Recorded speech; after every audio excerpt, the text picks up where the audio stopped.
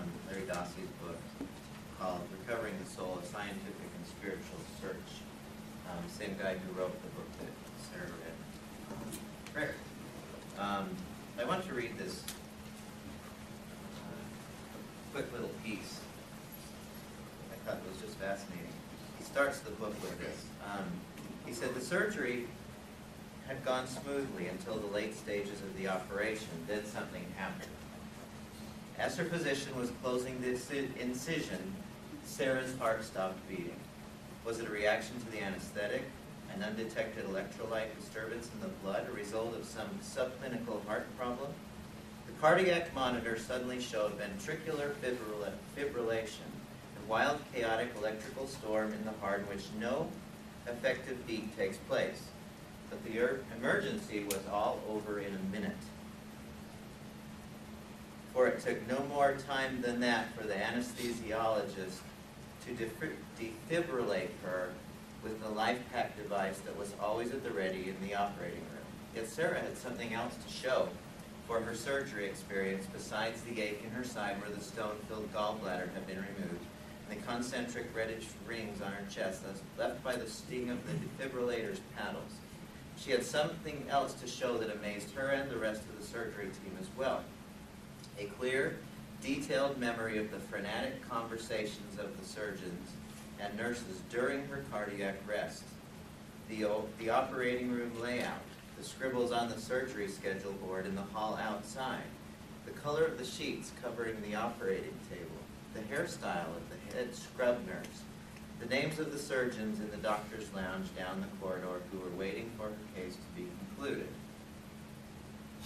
And even the trivial fact that her anesthesiologist that day was wearing unmatched socks.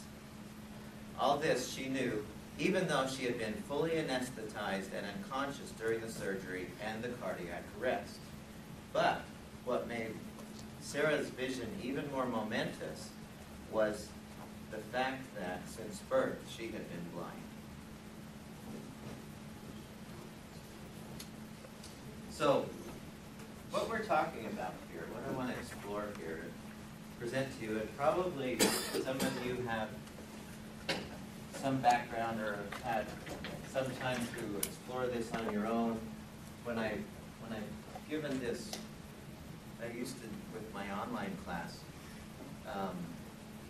ask if the students have had, or if they know somebody else who have had an experience like this. And I've been keeping pretty careful track of the numbers of people who have experiences like that. And right now, well, I stopped doing it this semester, but up until the spring semester, it was fully 1/3 of the people in a class of over 100 who had either had one themselves or had known of somebody who had had some kind of an experience like what we're talking about here.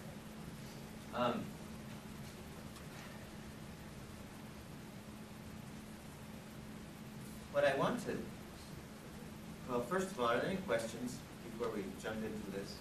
I mean, any thoughts or anything as you're watching this? Is there any way that they looked at of knowing when this experience happened? Like, in the case of the anesthesia, it's pretty clear that it didn't happen before, but when somebody's dying and slowly losing consciousness, how do they know that the experience happened after all the brain waves were gone?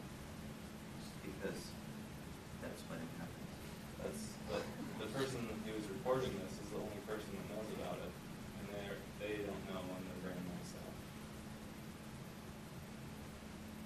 So you're saying that it might have been in the few seconds between life and death? Before losing. Okay. And that's maybe a possibility.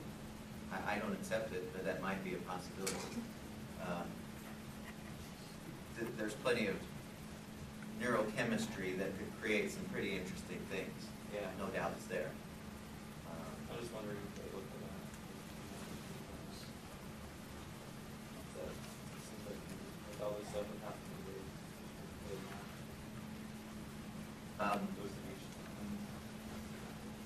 Well, as we get into this,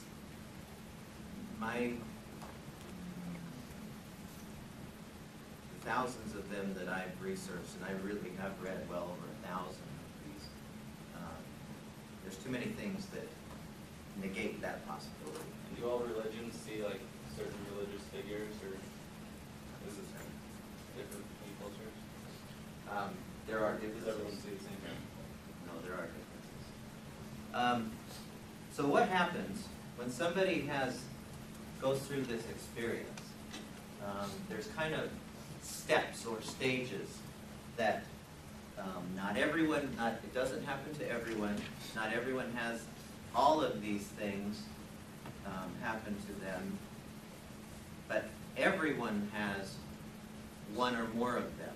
In other words, like Grayson, who I've read one of his books, as well as the others who have studied this, said it's by definition it's a near-death experience if you have any of these experiences, any of these events take place.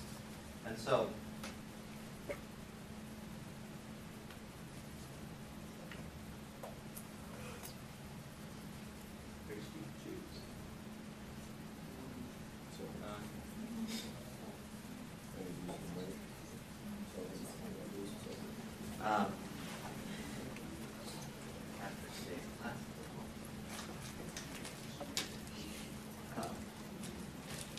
so when somebody has one of these, has a near-death experience,